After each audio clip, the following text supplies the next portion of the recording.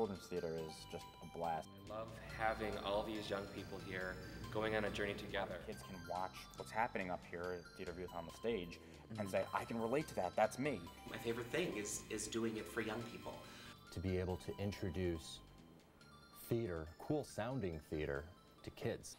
What we do is really important to keep infusing minds of people that the arts and that live theater is, is a good place to be. We're located in one of Buffalo's urban, vibrant districts, Allentown, and we're on Allen Street. The facility itself in 1913, when they opened, showed photo plays and silent films, and then after a while it attracted performance groups during the vaudeville era, 1980s, when it fell into disrepair and they were going to demolish it. But the Allentown Association saved the building at a tax auction for $1. Now we have this gorgeous theater. One of the main reasons why this building is historically significant is because of the light bulbs on the ceiling. There also are windows in the lobby. Those are leaded stained glass. They are intact and visible from the inside. The renovation of the facility has helped to revitalize this area. Prior to coming here, this was a one-way street. It wasn't very populated, and it was, there was a high crime rate. But after we renovated the facility, other businesses started moving down here. Once that came into play, it's become this really wonderful, eclectic community. It's a lot of artists, it's a lot of local professionals, entrepreneurs who've created businesses here, especially with the community in mind. Other people read the scripts, in particular the set designer, our resident head of design, Ken, and he'll read them and I'll ask him to tell me, I'll say, I like the story, can we do it? The list that everything in the script tells us the show has to have. For example, if somebody has to fall out of a window, I know that the set must have a window. So once I sort of get all of that really clinical stuff sort of put onto paper so that I've got a big picture of what the show needs, I'll then sit down and start to look at plans of the theater that I'm working in and kind of adjudicate what the space is capable of doing, what the budgets are going to allow us to do within that space. You get together and you figure out what you're going to do. This is the feeling we're going to have. This is what I want it to sound like. This is what I want from you. So then from there, I take the ideas and I usually kind of digest for a little while. I like to think about the idea itself and I wait. I wait until I have an idea in my head. A show like The Phantom Toll Booth, it was really kind of a specialty prop show. Other than the dressing in Milo's bedroom, everything had to be invented or created to be a believable object that would exist in the worlds that Milo travels through during his journeys. The primary thoughts that I had when composing the sound for The Phantom Toll Booth, I wanted more of an electronic sound. I wanted more of a modern sound to the play itself. I'm attempting to try to bring together almost the video game world and the theater world because the children themselves relate to video game music. They've been playing since they were a little kid. So when choosing props specifically for the show The Phantom Toll Booth, and I should really say that's true of any sort of epic fantasy children's theater performance, is you've got to be sensitive to the world that you've created, the characters that inhabit that world, and what the items are going to look like that they would have in this otherworldly place. We know what a kitchen table looks like, but who's to say what a kitchen table looks like in Narnia? Who's to say what a closet door looks like in some other world? And so I think it's just being true to the initial concept and the initial overall look of the show has to sort of filter down and trickle into the look of everything that people manipulate and hold on to and use during the performance. So it goes through a step-by-step process. I mean, it's really about a year out that we plan the next year. Then I have to think about casting it.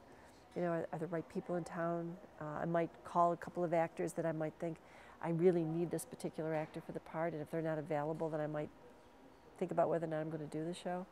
I can't imagine not doing children's theater because it's so much fun. Before a performance, I get the butterflies in my stomach, and it's wonderful to get the reactions from the kids because theater is such an interactive entity.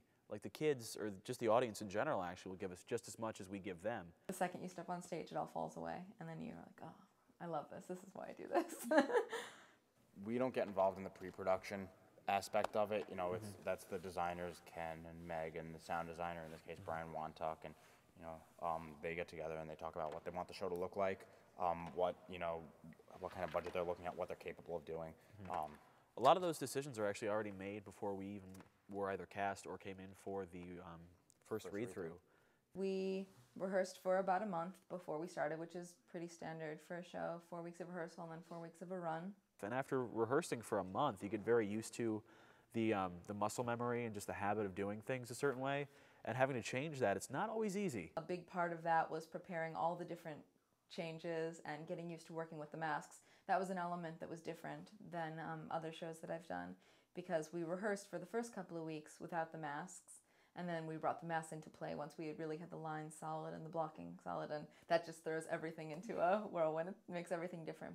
You have to be flexible and keep on your feet, and Meg's just wonderful with understanding all that, but at the same time, being able to get exactly what she wants out of us without, making it seem like she's forcing us. I think it's very important when you've done a play and you've stirred up a child's thinking and their imagination, but also the things that they're wondering about, that it would be an injustice for us to just send them out into the world and let them stew on their ideas.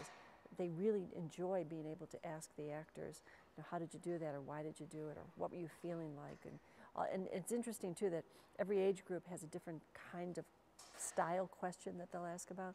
Sometimes they're more interested in what they saw on the stage and how things work, and sometimes they want to know more about the actors. Are they really friends? How long have they known each other? Where else have they performed? Are they frightened when they're on the stage? Do you get scared when all these people are watching you?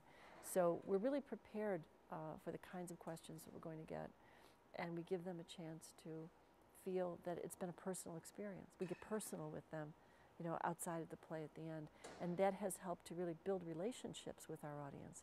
Kids really like that part of it.